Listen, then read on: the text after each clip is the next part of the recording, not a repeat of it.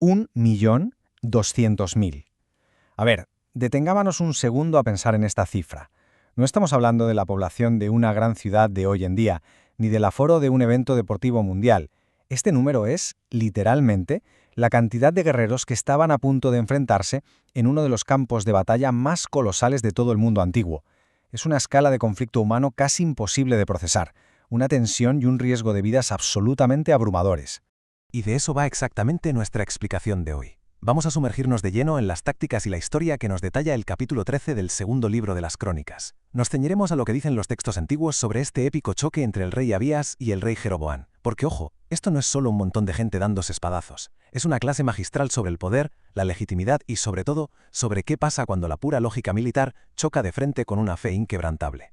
Fijaos en esto, porque es la definición de libro de la clásica batalla en desventaja. Por un lado, tenemos al rey Abías de Judá con 400.000 soldados entrenados. Nada mal, ¿verdad? Pero claro, luego miras al otro lado y ves a Jeroboam de Israel con 800.000. Hablamos de una disparidad de 2-1 desde el minuto cero. Matemáticamente hablando, la cosa pintaba fatal para Judá antes incluso de que volara la primera flecha. Pero antes de llegar a las armas, todo arranca en las alturas, en el monte Zemaraim, con lo que podríamos llamar el silencio antes de la tormenta. Abías se posiciona en lo alto para dirigir un discurso de esos que hacen historia. El rey Abías aprovecha ese terreno elevado no para lanzar rocas, sino para soltar la artillería teológica. Reclama su derecho a gobernar basándose en el antiguo pacto de sal.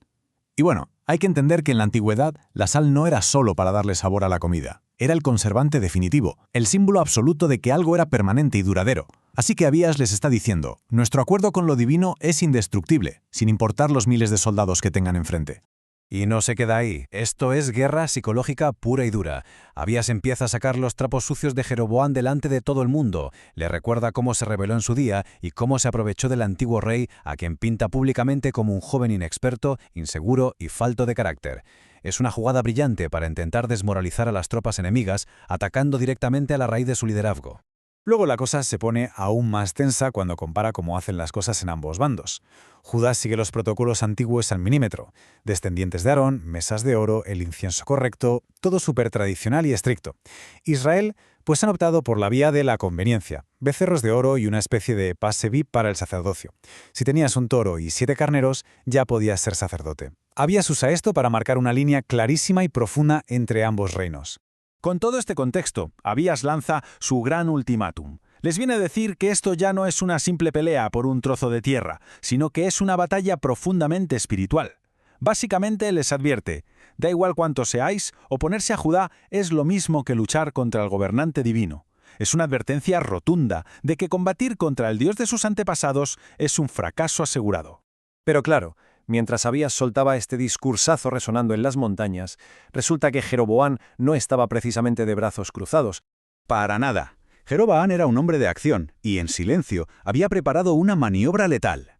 Imaginad la pesadilla. De repente, el ejército de Judá, que ya de por sí era más pequeño, se da cuenta de que tienen al enorme ejército enemigo de frente y a otra fuerza brutal en emboscada por la espalda. Están totalmente rodeados. En ese punto de tensión máxima, donde lo normal sería el pánico, ocurre algo increíble. Los sacerdotes hacen sonar las trompetas con todas sus fuerzas y los guerreros de Judá lanzan un grito de batalla ensordecedor. En ese preciso instante de terror absoluto y presión asfixiante, hacen lo inesperado. En lugar de tirar las armas o rendirse, los hombres de Judá clamaron por intervención divina. Esa dependencia total y absoluta en el momento de mayor vulnerabilidad se convirtió en la chispa que lo iba a cambiar absolutamente todo. Y mirad este gráfico porque el desenlace es asombroso.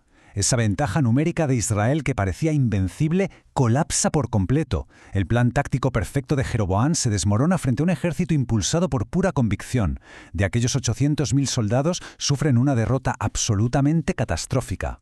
500.000. Medio millón de hombres caídos.